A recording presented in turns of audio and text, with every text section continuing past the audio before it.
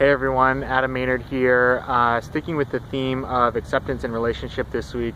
You know, in my last two videos I've talked about this idea of allowing others to be who and how they are in relationship with us.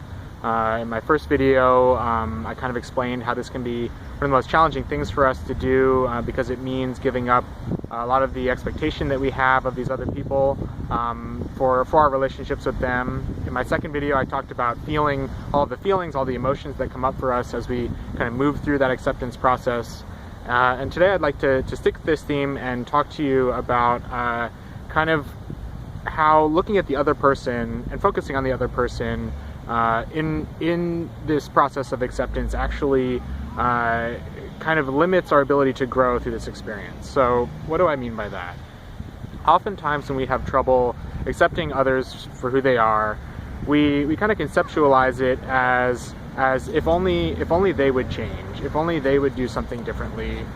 We put all the onus and responsibility on the other person to really meet our needs, and we put we kind of challenge them through, you know, setting boundaries, through the conflicts that we generate between them and us to change. And I think that as I've been thinking about this acceptance and actually going through a lot of this myself, that is a good way or a fast way to abdicate your own responsibility in these exchanges, for which you know, if you're in conflict with another person, there's always two sides, not only two sides to the story, but there are always two contributions, one from one person and one from the other, and to see it, you know, there's the temptation. It's so easy to see it as a them problem, as a if only they would do this, if only they would do that. But if we flip that on its head and we really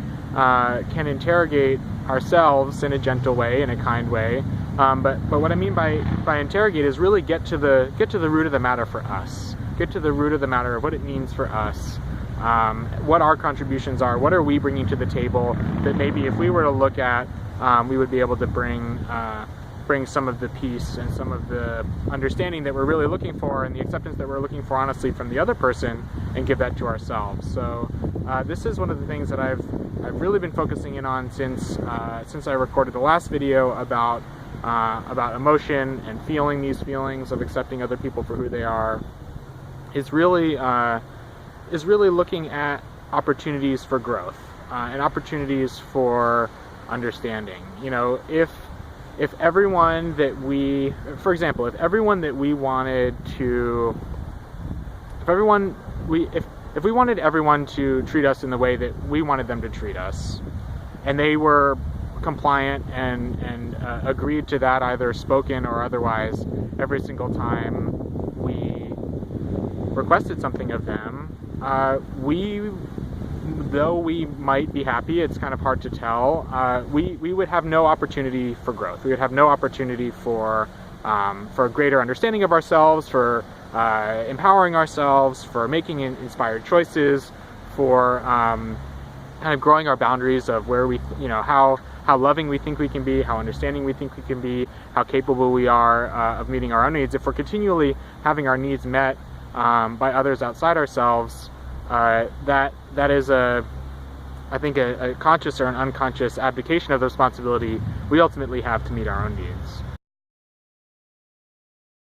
This idea of growth in relationship is something that I think really warrants its own exploration, its own examination. It's something that gets at something I consider to be the fundamental sponsoring or underpinning beliefs you have about the purpose of relationships themselves, and how that belief kind of colors or influences the experience that you have with other people. And so I'm going to spend some time in my next video talking about that idea of growth and that idea of the underlying beliefs you have about the purpose of relationship. And what I want to leave you with on this video for now is really thinking about where are the places that you are focused, sometimes hyperly so, on the behaviors and actions of other people, and maybe not taking that same measure of responsibility, taking that same measure of curiosity, taking that same measure of examination in your own life and your own contributions. Where is that in the conflicts that you're experiencing right now? Where is that out of balance? Where are those scales tipped way in the them category? Where are you really attacking others directly or indirectly, whether it's just thoughts that you have about them, judgments that you hold, or things that you verbalize to them directly?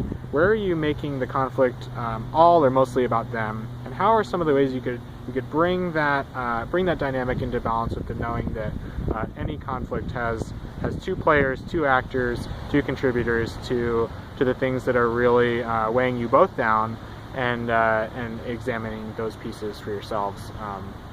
So I hope that these ideas are valuable to you. I hope they're useful. I hope this exercise of looking at the ways that you may not be honestly looking at your contributions as effectively as you're searching for the contributions or the guilt of others is a way for you to move past some of the resistance that you face in the conflicts that you have now. So I hope you have a great rest of your day, and I look forward to talking to you next time about this idea of acceptance in relationship. Take care.